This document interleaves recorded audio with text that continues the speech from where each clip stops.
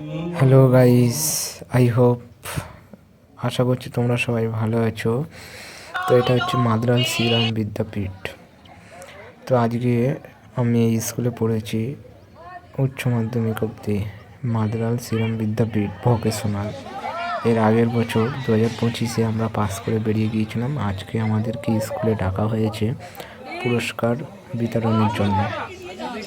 তো আমার কাছে একটা চিঠি গিয়েছিল 20 জানুয়ারি। তো প্রোগ্রামে আসলাম, আর দেখো এখানে লেখা আছে মাদ্রাজ শ্রীরাম বিদ্যাপীঠ।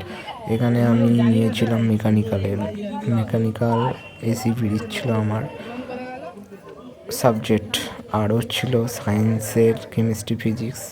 তারপরে আমি এইদিকে বসে পড়লাম অনুষ্ঠানে। আমাদের ব্যাচ থেকে টোটাল 11 জন ছিল, আর আমি 81 ছিলাম। আর এখন বাজে প্রায় 11:30, কেউ আসেনি ওরা, তো ওরা বলছে আসবে। আর এইদিকে আমাদের স্কুলের মাঠটাকে দেখে নাও, আর এইদিকে এখানে অনুষ্ঠানের নামটা দেওয়া আছে, আর আমাদের স্কুলের নামটাও দেখে নাও একবার। আর এটা হচ্ছে নৈহাটির কাছে। তো এরা যেটা দেখলে, এরা আকাশি কালার ড্রেস পরে আছে, এরা হচ্ছে 12-এ, মানে এরা 2026-এ পাস আউট করবে। তো এইদিকে সঙ্গীত হচ্ছে, এরা নার্ভাস ছিল ওর জন্য কারোর দিকে না তাকিয়ে।